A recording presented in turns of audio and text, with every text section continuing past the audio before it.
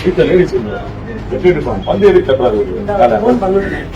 நாள் லோன் கட்ட தவறியதால் இப்படியா? ஷூரிட்டி கொடுத்த நண்பருக்கு நேர்ந்த சோகம். உங்க கம்பெனி கரெக்டா வீட்டுக்கு இல்ல நீங்க தான் சார் அட்ரஸ் அப்டேட் நான் பண்ணுவேன். உங்க கம்பெனிக்கு அப்டேட் பண்ணலன்னா நான் என்ன பண்றது?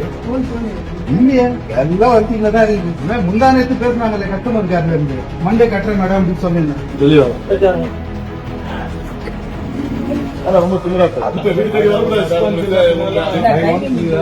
பினான்ஸ் ஊழியர்கள் செய்த செயல்.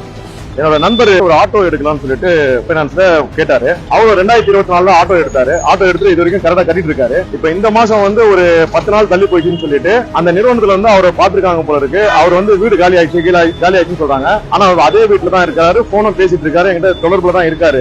அவரை கேட்காம எங்க வீட்டுல காலைல 8 மணிக்கு வந்து குற்றவாளி பிடிக்கிற மாதிரி வீட்டுல லேடிஸ் இருக்கும்போது காலையில வந்து இது மாதிரி செய்யறதுதான் தவறு. வடசென்னை திருவொற்றியூர் பகுதியில வாழ்ந்துட்டு வரவர் தான் பரீத். இவருடைய ஃப்ரெண்ட் ஒருத்தர் ஒரு தனியார் பினான்ஸ் நிறுவனத்துல தன்னுடைய ஆட்டோவுக்காக லோன் வாங்கினதாகவும் சொல்லப்படுது. இந்த நிலையில தான் இந்த மாதம் லோனுக்கான மாசம் கட்டக்கூடிய அந்த தவணைய 10 நாட்கள் கட்ட தவறினதாகவும் சொல்லப்படுது. உடனே அவருடைய வீட்டுக்கு போய் பார்க்கும்போது அவர் இல்லாததால உடனே அந்த தனியார் நிறுவன ஊழியர்கள் பரீத்தோட வீட்டுக்கு போய் லோன் சம்பந்தமா விசாரணையில ஈடுபட்டிருக்காங்க. உடனே அதிர்ச்சி அடைஞ்ச பரீத், லோன் வாங்கினது என்னோட ஃப்ரெண்டு தானே, 10 நாள் தானே கடன் கட்டல, அதுக்காக எந்த ஒரு இன்ஃபர்மேஷனும் இல்லாம வீட்டுக்கு வந்துருவீங்களான்னு பரீத் திருவொற்றியூர் காவல் நிலையத்துல புகாரும் கொடுத்திருக்காங்க.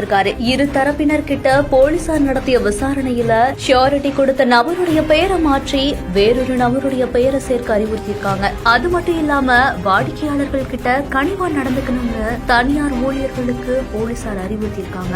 இப்ப அரசாங்கமே வந்து ஒரு அறிவிக்கை விட்டுருக்காங்க. கடன் கொடுத்தவங்களும் இந்த மாதிரி போய் மிரட்டி கேட்க கூடாது, வீட்டாண்ட போய் கேட்க கூடாது, தன்மையா கேளுங்க இல்ல காவல் நிலையத்துல புகார் கொடுங்கன்னு சொல்லிட்டு. அப்படி பார்த்தா வந்து வாங்கினவர் யாரோ, நான் வந்து சாட்சியா இருந்தது, எனக்கு வந்து தொல்லை பண்ணிட்டு இருக்காங்க. போன மல்ல எந்த ஒரு அறிவிப்பும் கொடுக்கல. அதனால என்ன பண்ண, நான் காவல் நிலையத்துல வந்து புகார் கொடுத்தேன். காவல் நிலையத்துல புகார் கொடுத்ததுக்கு அவங்க வந்து விசாரிச்சு இது மாதிரிலாம் பண்ணக்கூடாதுன்னு சொல்லிட்டு ஒரு வார்ன் பண்ணி அனுப்பிச்சிருக்காங்க.